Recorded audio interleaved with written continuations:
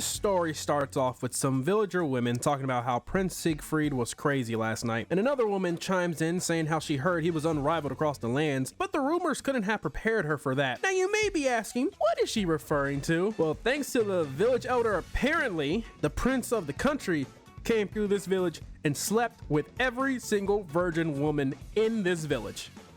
Yeah, this is gonna be a wild one, so let's go ahead and buckle up. You see, thanks to the helpful monologue of the village elder here, we find out that Siegfried, the prince of this country, is a virgin-obsessed man. Now, why is he like that? I don't know. But apparently, this is an honor when he does that to villages because it helps keep the peace? But the elder's not a fan of him, and then we get some words from our protagonist, Lynn, and she agrees with the old man, as the prince has a lot of people who want him dead. Yeah, that's bound to happen when you try to sleep with every virgin within a planet-side radius. And oh boy, just you wait, because there's a kicker with that whole virgin thing. But you see, Lynn is the most popular woman here, among other women, as they all admire her for being a slut.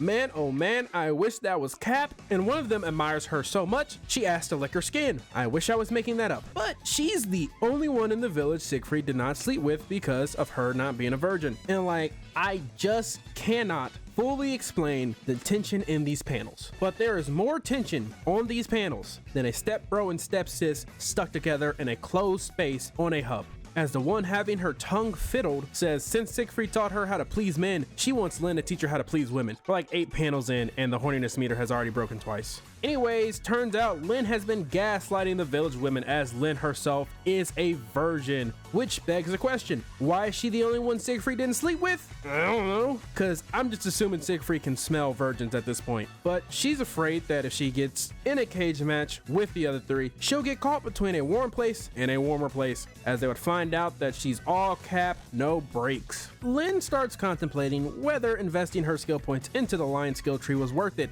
The answer is no.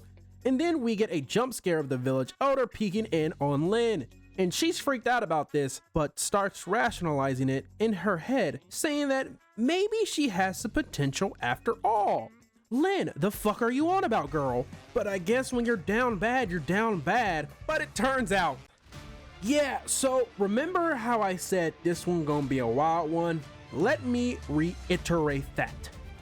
This manga is a fucking wild one. But oh buddy, this roller coaster is just now sitting the passengers in a train car. So yeah, while the village elder is getting his hole glorified, he tells Lynn to run away, as their village is being treated like a gas station because there's a lot of pumps going in a lot of holes. Better yet, a lot of pumps going in every hole. And I mean every hole. We then get a face that I could have lived my whole life without seeing, but if I have to see it, so do you. Then bootleg Vinland Saga villain barges in, and apparently they receive the orders to fuck the whole village. What?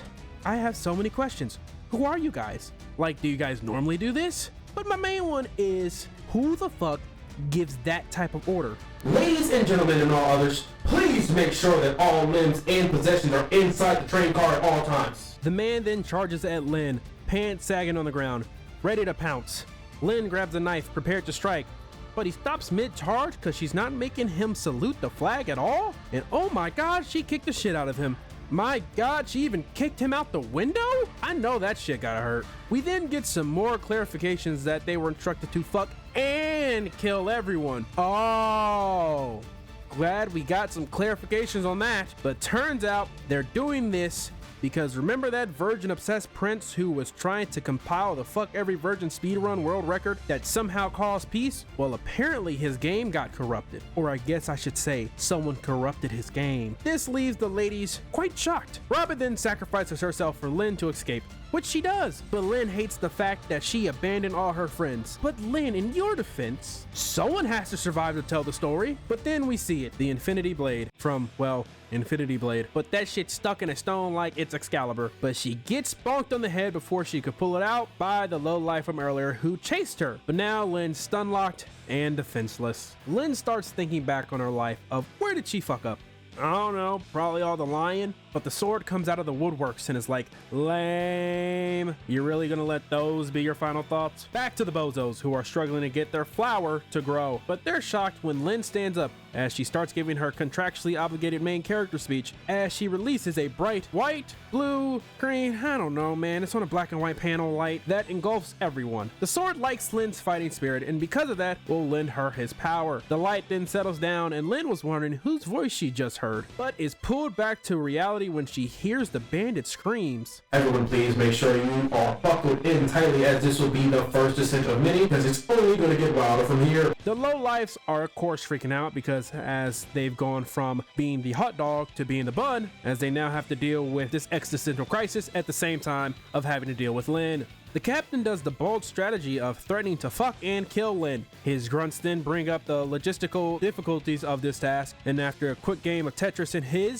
her head, decides that it can't be rock or paper, so it only leaves scissors. The women charge at Lin, and oh my god, Zorro?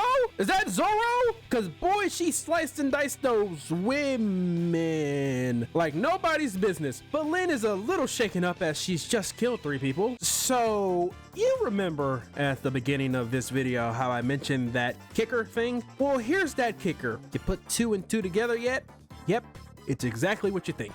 And yeah, they do count, as they will still be flowered in this form. Well, this is one way to make a hell of a lot of enemies. So the sword turned the XYs into XX chromosomes. And not only just that, it also turns their horniness levels to the moon. But you may ask, well, Siegfried was a man and Lin's a woman, so how is this power any good for her? Well, turns out there's a part 2 to that kicker, as the sword can give Lin another blade. Yeah, that's right. Everyone, including us, is wondering what the fuck is happening. Listen, I told you multiple times, this manga is fucking wild. But do you want to know who's really amped up at this prospect? That's right, the spirit inside the sword. And Lin's brain is just... Fun fact, did you know that shit only gets more wilder? And I really and truly mean that. Like, somehow, this is the most sane the story is ever again. P.S. I would not recommend reading this in public places. But that was Rosengarten Saga. Well, at least the first chapter anyways. Rosengarten Saga is a manga that came out in 2020 and has over 60 chapters that are all gold. Of course, Rosengarten Saga is brought to you by this week's poll, where Ecchi swept away all the other competitors. I do hope you enjoyed this video, and if you did, like, subscribe, ring that bell, and leave a comment of your favorite part. I am gone. Peace.